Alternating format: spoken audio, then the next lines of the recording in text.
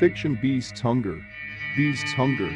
The advertisement was like something from the 90s. You had a disheveled businessman in a gray office building. In front of him was a microwave, and inside of that microwave was just the blandest gray dinner.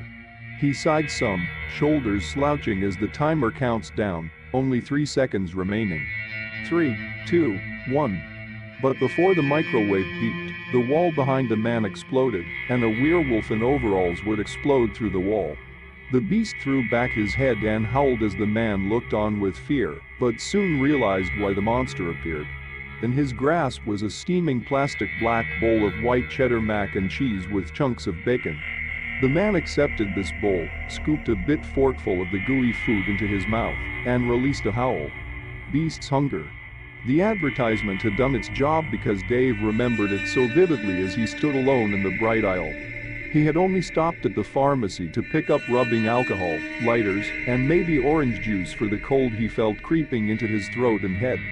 But took one of the black boxes from the freezer as he looked it over, considering one more item. On the front, in a font that was more fitting on a heavy metal album cover, read Beasts Hunger. The mac and cheese looked far too good in the box's picture, but he knew well enough to fall for that old trick. This was probably just a masculine lean dinner that was usually marketed on TV during soap operas. Dave could hear the attractive women softly laugh into their frozen chicken and broccoli pasta dinner. He flipped the box over and read the instructions. At a glance, they seemed easy enough to make. He already had visions of buying 5 of these from an actual grocery store weekly and bringing them to work for lunch. He bought 1 box of Beasts Hunger with his lighters and rubbing alcohol and made his way home. The line was long and he had gotten hungry as he found himself daydreaming about getting home and watching some more of his show. It was his day off and he had planned on just watching TV and napping. Getting loaded on cheese and carbs before said nap made him excited. Dave made a beeline for his kitchen. Putting down the plastic bag, he reached into his bag. Taking out the black box, he moved to his microwave so he could begin lunch. Or breakfast. This would have been the first thing he would have eaten all day. Opening the box, Dave pulled out the cold plastic bowl. It was a bit frosted so he could not see the pre-recommended eating temperature. Placing down the bowl down, he had picked up the box to remind himself of the instructions. Peel back plastic. Heat for 3.5 minutes. Take out and stir. Heat for 2 more minutes. Let dish cool down. Enjoy your beast's meal. He noticed the asterisk and arched a brow quizzically. Pulling the box closer to his face, Dave read the bottom of the box out loud to his empty apartment. Best served if thoroughly heated. We cannot be held accountable for any discrepancies if product is not prepared per the directions. If product is not heated for at least 5 minutes, hunger cannot be properly satisfied. Therefore, Naughton Foods cannot be held accountable for unsatisfied hungers. Dave almost could not finish reading because of the chuckle that had formed within his stomach. Were they for real? The font was small at the bottom, not a part of the brick of edgy buzzwords next to the instructions, but a part of all the copyright stuff and ingredients. They must have really been dedicated to this weird marketing campaign. There was even a hotline number listed just in case there was an emergency. So he began to follow the instructions. He pulled back the plastic film that covered the black plastic bowl, and he could see the white frozen cheese, the spiral noodles, and the little glaciers of pink bacon. It did not look great, but it was only frozen. Covering it again, Dave set the cook time to 3 minutes and sat back, leaning against the countertop opposite the microwave. It hummed as the numbers counted down from 3 minutes. He had pulled his phone from his jeans pocket to surf the web while he waited. Before he knew it, the machine would beep. He took it out and it smelled absolutely delicious. Dave's eyes widened when he looked down at the frozen meal now cooked. It looked delicious. The white cheese was gooey, the noodles were soft, but not soggy like you normally got in these disgusting frozen dinners, and the bacon looked crunchy. Plus, now that it was not frozen, the man could see that the portion was pretty big. He moved a metal fork through the noodles, steaming cheese, and chunks of meat. It looked done. Hell, it looked delicious. He dragged the fork through the creamy meal, not finding any frozen islands within the mac. Impressive at how downright cooked the food was, Dave just decided to dig in. It was delicious. He was so surprised at how much he enjoyed the pasta. He did not even care that he had the slightest intolerance to lactose. Dave knew he had pay for it later. Now he had just worry about eating. Swallowing his mouth full, he licked his lips of the cheese before going in for more.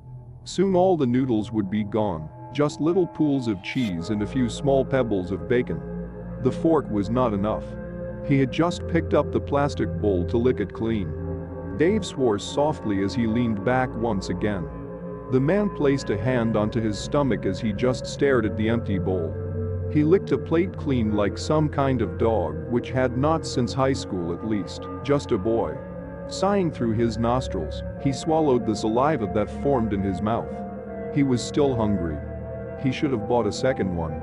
He was a grown-ass man after all. Hours had passed and it was almost time to get settled into bed. Dave had snacked multiple times since his meal while he watched his shows, but he still felt hungry.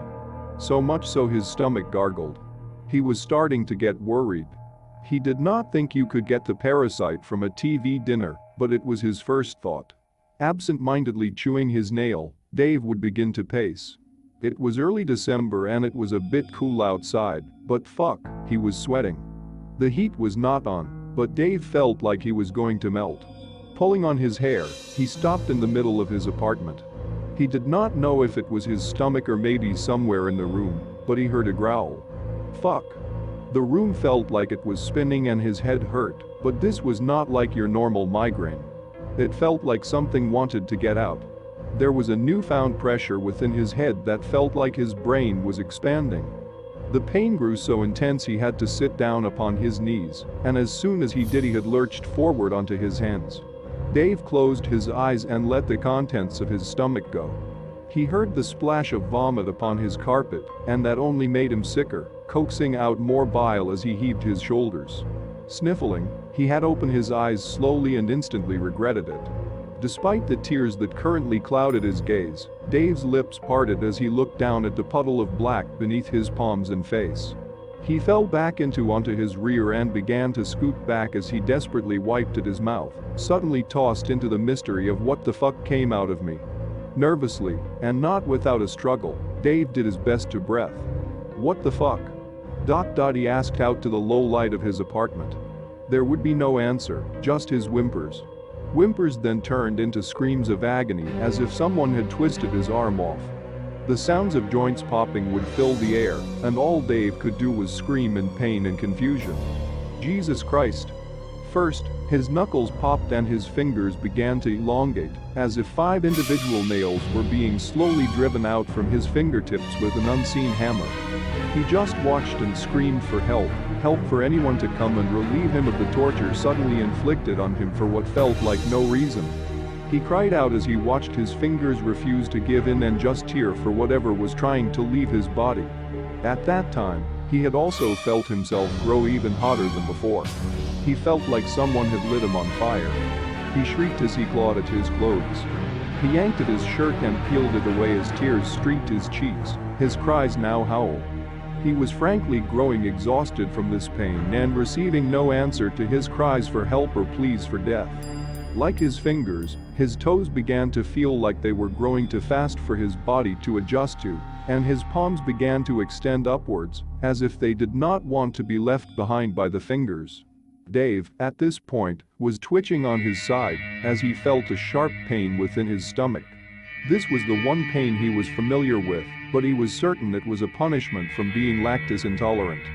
He opened his mouth to speak, cry out, or beg for what was happening to end again, but all that left him was a low guttural noise. Before he could even question what sound left his lips, Dave felt forced to bare his teeth. He grinned without joy as his teeth began to grow into each other. Soon his mouth felt far too small to accommodate the growing jaw, so it too would grow forward. Soon it felt as if a large cone was being pushed through the middle of his face. Slapping his hands onto the side of his head, Dave gave another nightmarish groan as his spindly pointed fingers clutched his hair, which seemed to begin to grow longer. Hell, all over his body he noticed that what hairs were already on his arms and chest had seemed long, and areas where hair did not seem to grow now had bloody patches of hair that seemed to just push out from his skin. Not hair. Fur. His pitiful excuse for breath would get caught in his throat as he watched as the fur continued to force his skin to tear.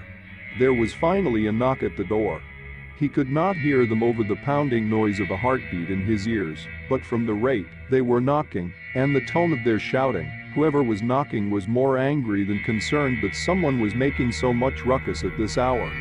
He cried out in plea, but he could tell what came out was not English. Nor was it any language. No, he just howled out among his tears and whimpers. And panting.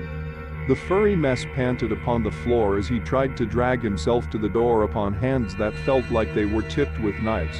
The door felt so far away as he pulled his body across the floor.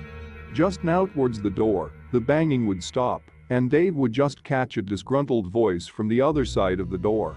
"Son of a bitch. You are not even supposed to have a dog in there." They were gone by the time he got to the door. He would not be able to open it. Instead, he just scratched at the door, wanting out of the hell he was in. Now that his body stopped torturing him, he could focus on the pain in his stomach. The tremendous animalistic hunger. A ringing phone cut through the silence of a quiet office. A woman with her hair tied in a neat little bun stared at the phone through her glasses as the phone rang and rang. Popping her gum once more before taking it out of her mouth and dispensing of it, she had sighed. The phone would need to be answered, it was what she was getting paid to do after all. So using the same hand she threw the gum out with, she hit a record button on the phone and answered. "Hello, this is Naughton Foods, Susan speaking." She could not even fake interest as the person on the other line shrieked in panic. It was another woman and she was hard to hear over the chaos of whatever was happening in the background. "Yes, hi. Fuck." She stuttered and hissed as the sounds of faint banging could be heard. "I'm sorry, but we recently bought one of your products and..." "Did you follow the instructions, ma'am?" The woman in the cubicle interrupted, tone still giving away she was waiting to clock out. The woman on the other end did not answer instantly. Just the sounds of something pounding from far away followed by nervous wailing as a result of the aggressive noises. If you got burned from eating beast's hunger or are unsatisfied after your meal, you either did not cook it thoroughly or you did not let it sit. Regardless, Naughton Foods cannot be held accountable for this mistake. "What?"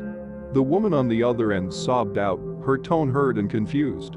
"My husband becomes a monster and all you can tell me is..." "Sorry, ma'am. Naughton Foods are not accountable for any discrepancies." Click. The phone would be gently hung up without any passion, anger, or fear. Just the end to another call. The lady leaned some on her desk, eyes still on phone. Another sigh left her, this time through her nose, as she picked up the phone and just dialed 9. It rang for a second before a man picked up the phone. Jack Dunn's office. He did not seem like he was excited to receive any calls. The one chewed her bottom lip before her shoulder slouched a little. "Mr. Dunn, we got another one crying wolf." Thanks for watching. If you enjoyed the video, hit that like button to support my work. And as always, enjoy the fear, my dear.